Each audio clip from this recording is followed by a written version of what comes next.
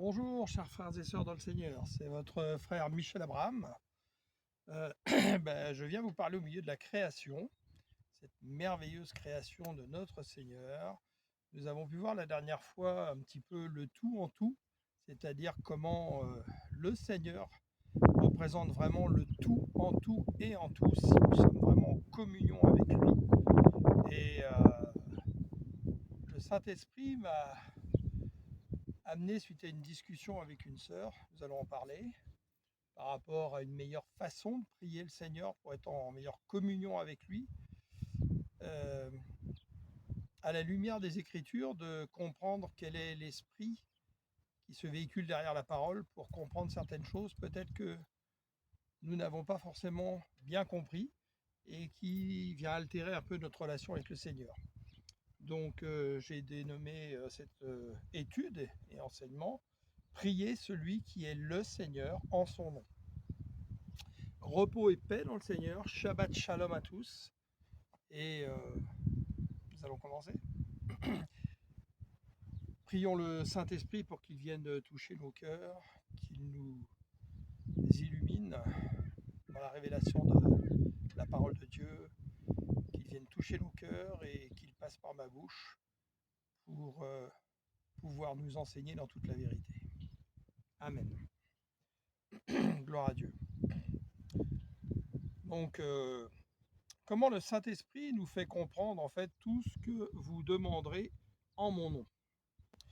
Je discutais donc, c'est hier matin avec une sœur et nous étudions ensemble un livre du pasteur Andrew Wommack intitulé Une meilleure manière de prier.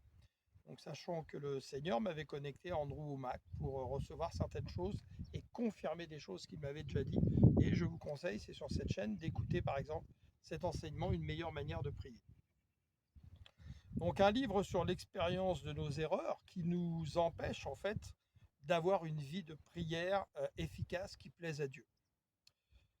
Soudain, le Saint-Esprit me rappela que je m'étais éloigné de ma façon de prier depuis quelques mois en raison de l'influence de frères et sœurs que nous côtoyons. Nous les voyons prier d'une certaine manière et puis petit à petit, on ne fait pas attention, on commence à prier comme eux. Et alors que je partis ensuite prendre ma douche, et comme très souvent dans ces moments, le Saint-Esprit me parla en citant la parole pour me confirmer ce qu'il avait commencé à me dire juste avant et que je revienne encore davantage sur ce que je pratiquais avant et me mettant à cœur de le partager avec vous. Donc regardons-y de plus près dans les Écritures et ce qu'elle nous dit. En Matthieu 28, 18, j'ai reçu tout pouvoir dans le ciel et sur la terre. Donc Dieu, celui qui ne sera jamais incarné et que les cieux des cieux ne peuvent contenir, son Père, à Jésus, lui donne tous ses pouvoirs par le pouvoir du nom qu'il lui a donné. Voir Jean 17, nous allons y revenir un peu plus bas. Quel est ce nom? C'est le nom du Seigneur. Et pour être plus précis, nous allons aller voir dans Jean 13, je suis celui qui est le Seigneur. Donc Yahweh Adonai, puisque Yahweh c'est je suis celui qui est, et Adonai le Seigneur. Une chose importante donc qui est liée à cette étude, c'est le fait que nous devons pratiquer les commandements de Jésus pour être agréable à Dieu et faire sa volonté, ce qu'on oublie malheureusement trop souvent à cause de toute l'emprise des églises et de la religion depuis 2000 ans. On va y revenir. On en a déjà parlé. Jean 13, 17. Si vous savez ces choses, vous êtes heureux. Écoutez bien, à condition de les mettre en pratique. Et le Seigneur nous parle plusieurs fois justement de ne pas se contenter d'écouter et de lire la parole, mais de la mettre en pratique. C'est pour ça qu'il nous envoie, et en particulier pour guérir des malades, chasser des démons et témoigner de sa parole pour faire des disciples.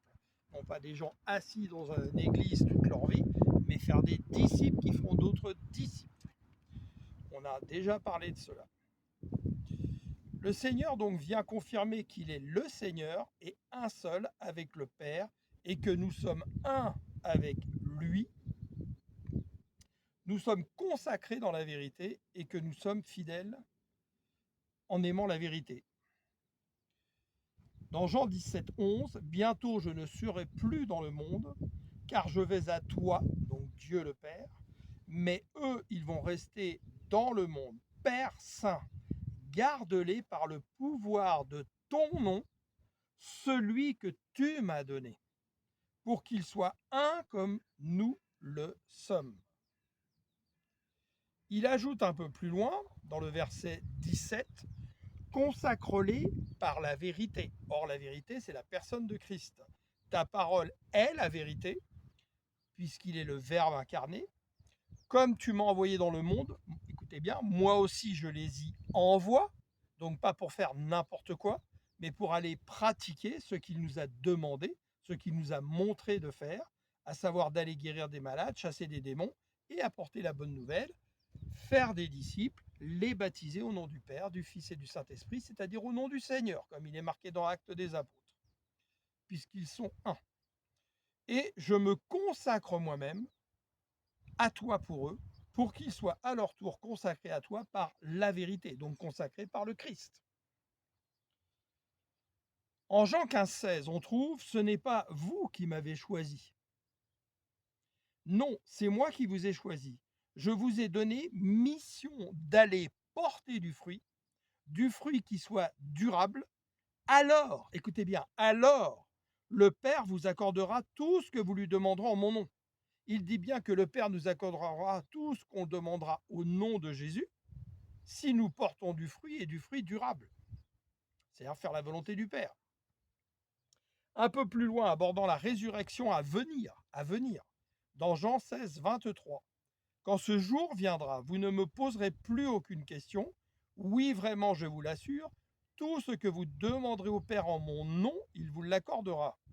Un peu plus loin, jusqu'à présent, vous n'avez rien demandé en mon nom, parce que Jésus n'est pas encore mort et ressuscité, donc fait Seigneur à la croix et élevé à la droite du Père. Demandez et vous recevrez, pour que votre joie soit complète. Je vous ai dit tout cela de manière figurée. L'heure vient où je ne vous parlerai plus de cette manière. Je vous annoncerai en toute clarté par le Saint-Esprit ce qui concerne le Père. Ce jour-là, vous adresserez vos demandes au Père en mon nom. Et je ne vous dis même pas que j'interviendrai en votre faveur auprès du Père, car le Père lui-même vous aime parce que vous m'aimez et que vous avez cru que je suis venu de Dieu, donc que je suis le Seigneur, le Shiloh, l'Emmanuel de Dieu, Yeshua Mashiach. Philippiens 2 vient confirmer dans le verset 9. C'est pourquoi Dieu l'a élevé à la plus haute place et lui a donné, entre parenthèses Jean 17, 11, le nom qui est au-dessus de tous les noms, le nom du Seigneur, pour qu'au nom de Jésus, tout être s'agenouille dans les cieux, sur la terre et jusque sous la terre, et que chacun déclare Jésus le Christ est Seigneur, à la gloire de Dieu le Père. On voit donc très clairement que Dieu le Père lui a donné le pouvoir de son nom qui est Yahweh Adonai, celui qui est le Seigneur, ce qu'il dit en Jean 13 et qu'il confirme en Jean 17 et dans tout ce qui précède ces livres. Ce qui veut dire que le Saint-Esprit a confirmé aujourd'hui et m'avait déjà enseigné avant et m'a fait un rappel. Nous prions directement le Seigneur et en priant directement le Seigneur, reconnaissant qu'il est le Seigneur, nous prions le Père car ils sont un et que Jésus est le seul médiateur entre les hommes et Dieu. 1 Timothée 2,5 le confirme, en effet, il y a un seul Dieu et de même aussi un seul médiateur entre Dieu et les hommes, un homme, Jésus le Christ, Jésus le Messie. Qu'est-ce qu'un médiateur? Quelqu'un qui s'adresse, parce qu'on ne peut pas s'adresser directement à la personne qui est au-dessus. Quand on a un conflit, par exemple, dans nos pays, par exemple avec un ministère, avec une autorité du pays, on ne peut pas contester directement avec cette autorité. Alors on fait appel à ce qu'on appelle le médiateur de la République. C'est le médiateur qui va prendre en considération ce que nous disons, qui va communiquer avec l'autorité avec laquelle nous ne pouvons pas communiquer en direct, Et l'autorité ne va pas nous répondre en direct, elle va repasser par le médiateur. Et pourtant, c'est vers le médiateur que nous passons. C'était la même chose avec Jésus vis-à-vis du Père. Le Seigneur est le royaume de Dieu en son nom, par le pouvoir que Dieu lui a donné, le pouvoir de son nom. Matthieu 12, 28. Mais si c'est par l'Esprit de Dieu que je chasse les démons, alors, de toute évidence, le royaume de Dieu est venu jusqu'à vous. Donc Jésus est bien le royaume. Luc 17, 21. On ne dira pas venez, il est ici, ou il est là. Car notez-le bien, le royaume de Dieu est parmi vous, en la personne de Jésus le Christ. Jésus le Nazaréen, le consacré, le mis à part. Dans l'évangile de Thomas, il précisera que le royaume est au-dedans de nous et qu'il est au-dehors de nous, le tout en tout. Comprenons bien dans tout cela la communion vraiment forte, intérieure, que nous devons avoir avec Jésus qui vit en nous si nous sommes renés de nouveau, c'est-à-dire renés d'en haut par l'Esprit du Seigneur qui habite en nous. C'est très important. Et dans ces cas-là, comprenons les pouvoirs que nous avons. Vous pouvez guérir des malades au nom de Jésus. Essayez. Par la foi. Que dit l'Écriture quant à ce royaume? 1 Corinthiens 15, 24. Puis viendra la fin, lorsque le Christ remettra la royauté à Dieu, donc son royaume, au Père, après avoir anéanti toute domination, toute autorité, toute puissance hostile. Ça, c'est la traduction Sommer, dans la traduction Louis II. Ensuite viendra la fin, quand il remettra le royaume à celui qui est Dieu et Père, après avoir détruit toute domination, toute autorité et toute puissance.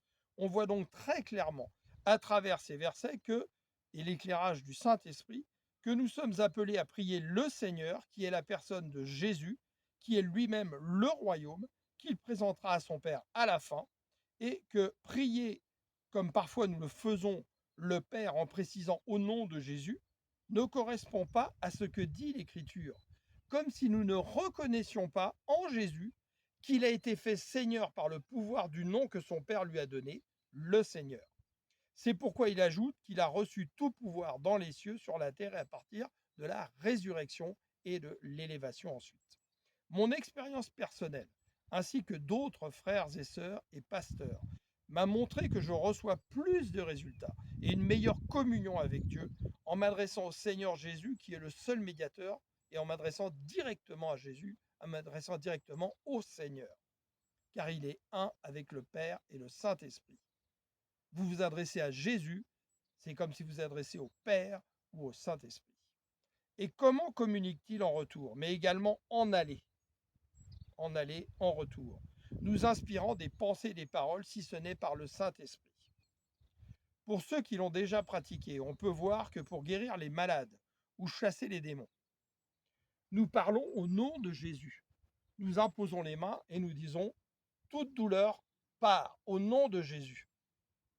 Je commande la restauration complète dans ton corps au nom de Jésus et la guérison se fait. Pour les démons, nous en avons chassé ce week-end, au nom de Jésus, les démons tremblent, ils poussent des cris et ils finissent par s'en aller, car nous parlons avec autorité au nom de Jésus. Nous ne disons pas Père au nom de Jésus, non, au nom de Jésus.